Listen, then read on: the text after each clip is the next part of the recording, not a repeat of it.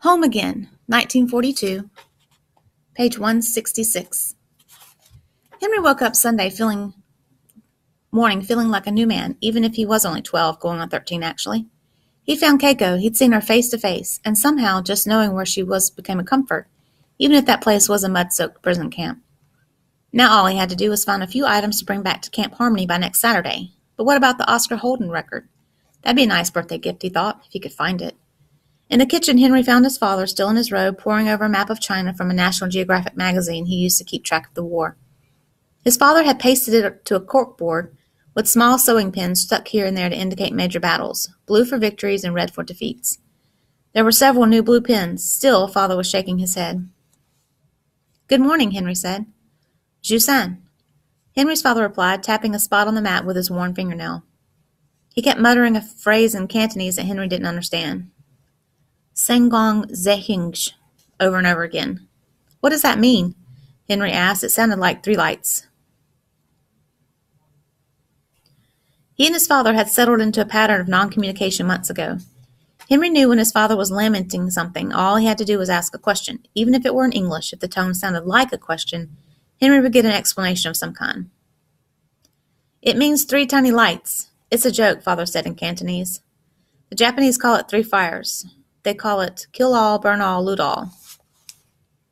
They closed the Burma Road, but since the bombings at Pearl Harbor, we're finally getting supplies from the Americans. "Aren't you an American?" Henry thought. "Aren't we Americans? Aren't they getting supplies from us?" Henry's father kept talking, whether to himself or his son, Henry couldn't be sure.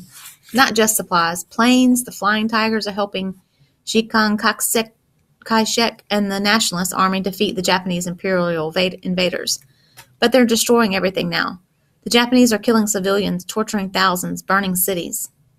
Henry saw the conflict in his father's eyes and how he stared at the map, unhappy and sad, victorious and defeated. "There's good news for us, though. Hong Kong is secure. The Japanese have been contained in the north for months. Next school year, you can go to Canton." He said it like it was a birthday, Christmas and Chinese New Year's all rolled into one, like this would be welcome news. His father had spent most of his school years in China finishing his education, an expected rite of passage.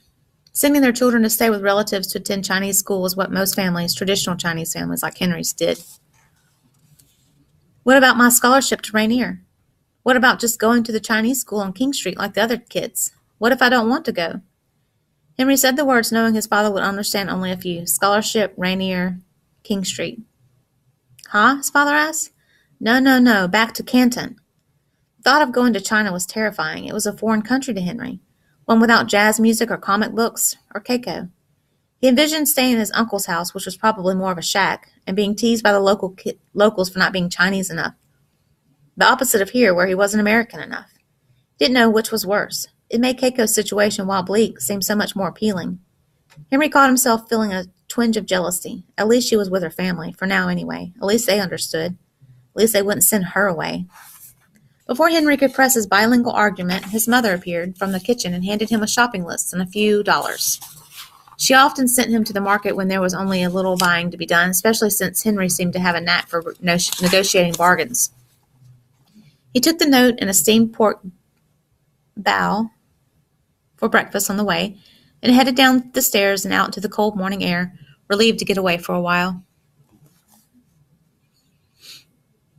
Walking down South King towards 7th Avenue in the Chinese marketplace, Henry thought of what to get Keiko for her birthday. Aside from paper for writing, fabric for curtains, and the Oscar Holden record, which was bound and determined to find, the first 2 items would be easy. He would pick up the stationery and fabric at Woolworth's on 3rd Avenue any time during the week, and he knew where the record was. But what would she want for a birthday present? What could he buy that would make a difference in the camp? He saved all his money from working with Mrs. Beatty. What could he buy? Maybe a new sketchbook or a set of watercolors? Yet the more he thought about it, art supplies would be perfect. How he'd actually get the record, though, that question remained unanswered as he walked past the marketplace and into Nahamachi. 2 blocks over on South Main, he stood before the boarded-up facade of the Panama Hotel. There was no way in. It would take a crowbar and more muscle than rested on Henry's small shoulders.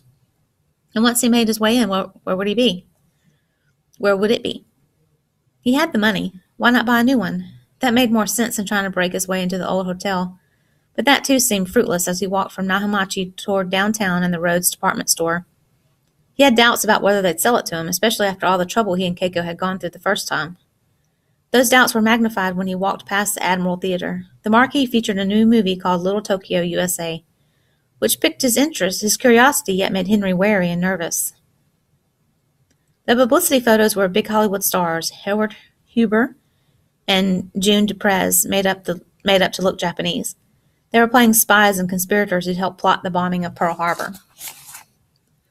Judging from all the torn ticket stubs and cigarette butts that dotted the damp sidewalk, the movie was a hit. Rhodes was out of the question. Henry wasn't trusted in these parts of town, and the Black Elks Club was still closed down, no hope of getting to that source, Oscar Holden himself, to buy a new record. Henry kicked a can on the sidewalk, his stomach knotted in frustration. Maybe Sheldon? Henry zigzagged back in the direction of South Jackson, where Sheldon sometimes played on Sunday afternoons, usually when there was a new ship in town bringing restless sailors and their dates to the neighborhood. His walk back took him past the Panama Hotel again. The massive marble entrance that he was never allowed to enter was now boarded up. Henry looked at the shopping list his mother had given him. He probably had another 30 minutes before his parents would worry about him being late. Thinking there must be a back way in, Henry slipped down the alley behind the vacant and boarded up Togo Employment Agency. The alley itself was piled with boxes and heaps of garbage, stacks of clothing and old shoes.